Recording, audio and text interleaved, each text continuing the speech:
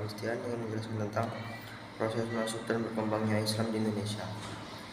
Sekilas tentang agama Islam. Agama ini diyakini bahwa sebagai agama yang diwahyukan oleh Allah Subhanahu wa taala kepada umat manusia melalui utusannya yaitu Nabi Muhammad SAW.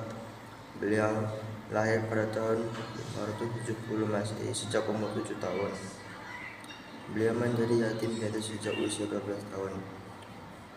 Pada usia 25 tahun, beliau menikahi Khadijah pada bulan Ramadan tahun 610 Masehi saat berusia 40 tahun. Muhammad didatangi oleh malaikat Jibril di sebuah gua yang disebut Gua Hira. Malaikat Jibril menyerukan kata-kata Iqra yang artinya bacalah. Melalui dialog ini Muhammad diangkat menjadi Rasul Allah dan dari situ dimulailah proses turunnya Al-Quran, kitab suci Al-Quran.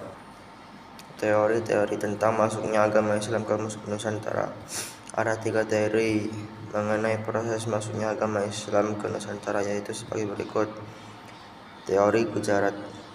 Menurut teori ini yang didukung oleh Urgenzu, ada 2 bukti yang mendukung teori ini. Yang pertama, batu nisan Sultan Al-Saleh Sultan Samudra Pasai meninggal tahun 1297 yang bercorak Gujarat, India. Yang kedua, tulisan Marco Polo, pedagang dari Venesia.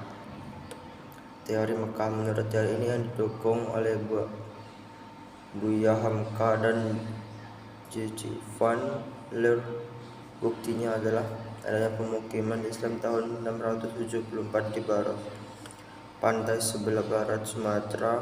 Menyanggah teori Gujarat, teori ini meyakini Islam yang berkembang di Samudra Pasai menganut mazhab Syafi'i. Teori perisai.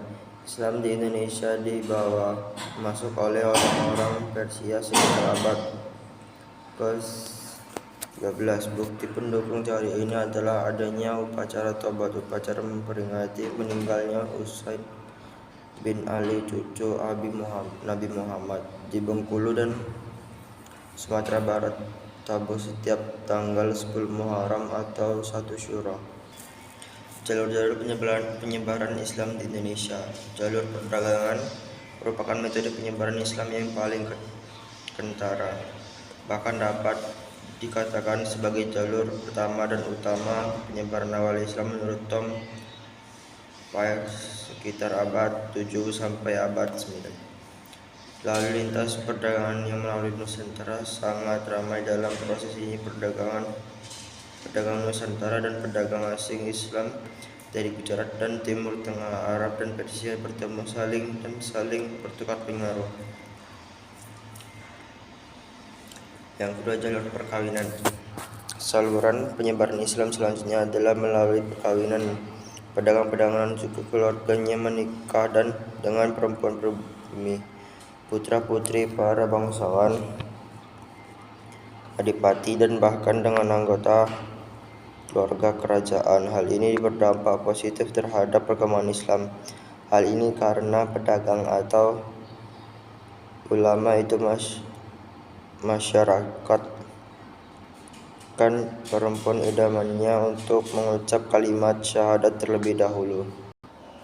Saluran pendidikan. Perkembangan Islam yang semakin meluas mendorong munculnya para ulama dan balik mereka menyebarkan Islam melalui pendidikan dengan mendirikan pondok pesantren di berbagai daerah. Saluran ajaran tasawuf. Ajaran ketuhanan yang telah bercampur dengan mistik atau hal-hal yang bersifat magis. Ahli tasawuf biasanya memiliki kekuatan magis dan keahlian dalam bidang pengobatan. Kata tasawuf sendiri sebenarnya berasal dari kata sufi yang berarti kain wol yang terbuat dari bulu domba.